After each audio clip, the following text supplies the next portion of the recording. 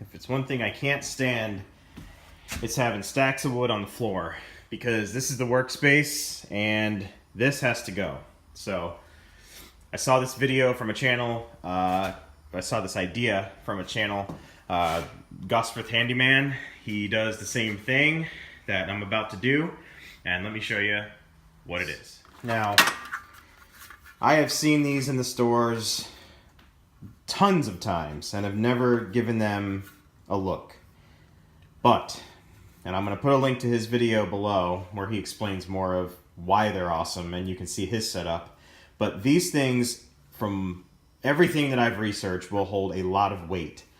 The nice part about these is that they're cheap and there's no need for a outbound support at the head of the actual shelf, which would be at the tip, which means you don't have to, when I'm over here, here's my stud wall that the shelves are going to go on, I don't need anything that's going to come out 18 inches and hold down onto the floor like I built the shelves out in my shed.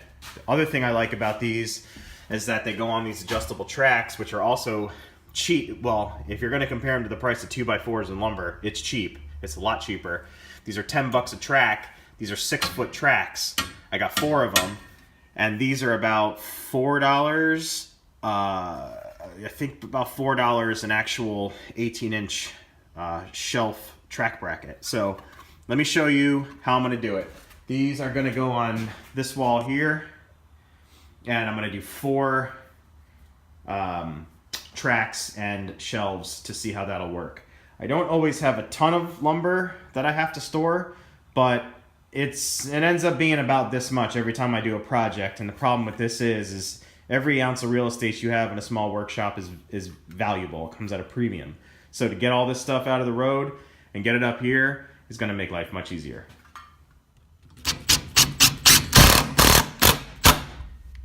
All right, pardon the mess at the moment. Working on some stairs for the dogs. These are the brackets that I'm running with, and I just wanted to get you an idea of the size. They're 19 inches. I would say, you know, to be around the side of caution, once that's bucked up against the edge, give yourself 18.5 for a true width. And I'm going to show you how these click on, and then I'm going to show you how my little mess turned into a pretty organized example of one track fully installed. That's a 6-foot track. And for hardware, take you over to the hardware station. I'm using 3-inch deck screws. I love these screws. They're very strong. And then I'm coupling them up with a nice washer here that are painted flat black from a previous project. So I just set those up and run them in. So the way these work is, it's simple. You just decide where you want them to go. Put the top part in first. And then the bottoms, oh actually this is another example I want to show you. This one's defective. Let me show you that real fast. So I bought all these in bulk, thinking they're all the same.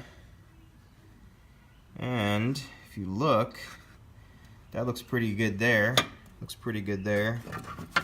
Rolled over on the other side, and this is not cut in enough. It's also messed up on this back corner here. So this one won't actually go into the track. So that's just something to take note of. Pay attention to the back bracketry. And I can't be all that shocked. They're made in China, so they get made in the millions, I'm sure.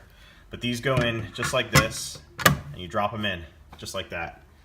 Now, Gosforth Handyman shows that a lot of the load, instead of it being a pull-out type scenario where you have a lot of stress kind of working the stud, these only stick out so far, so a lot of the weight and the downforce of your material is going to go into the stud and support a lot more weight, and there's a lot of points where you can anchor to.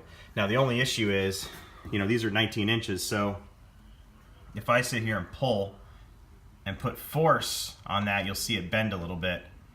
But that's a significant amount of force out here. You're not going to put 250, 300 pounds out here on the end. You're going to have it all evenly distributed on not only one, but you're going to go all the way across.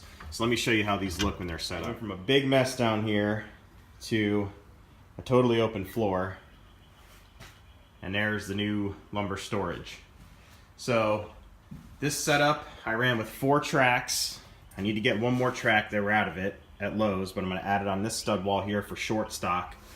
And then this is all the normal stock that I usually use. I usually run with 8-foot stock. These are all 8-foot long boards, so these will sit quite happily on these shelves for a long time until I use them. Like I had mentioned, I'm going to add another shelf track here, which will support the very end of these pieces here. So that's the one thing I'm going to do. I might just move this one over here for now until I go and get the new track. I wanted to use gray tracks and gray shelves, but they didn't have them at Lowe's, and I'm impatient. So that's an overall look. Now, I got a pretty good amount of wood up here. You know, the amount of load you're going to be able to put on these is going to be pretty significant, and it's also going to be determined on how much height you have in here. So, you know, the 19-inch shelves would, you know, technically allow me to store 3 rows of these 2x6s, no problem, all the way up to as high as the next shelf. And then I have up here just my sanded pine for the dog step project. But in essence, that's all it takes. It takes you about 10 minutes to put them up.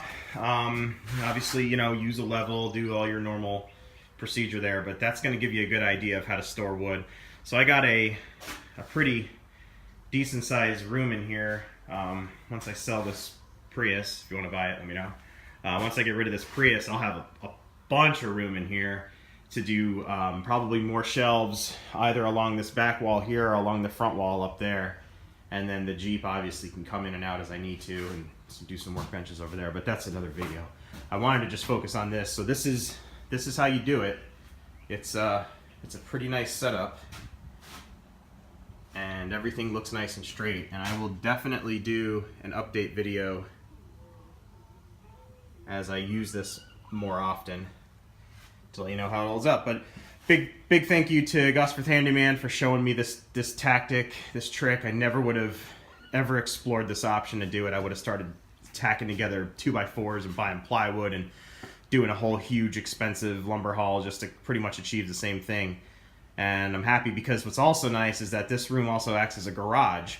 So if you ever wanted to, or if I ever wanted to, you can go through and without any tools, pull your wood off of here, or if you have empty racks, take it off. Those things just unhook, and then you have clear space without having to do any deconstruction, which is nice. So if I needed to put something big here, or if I needed to put a car over here, no problem. Just go move the shelves over to the other side or take them down. So, all right, guys, long enough video. I appreciate it. Remember to subscribe, thumbs up, and I will get you on the next one.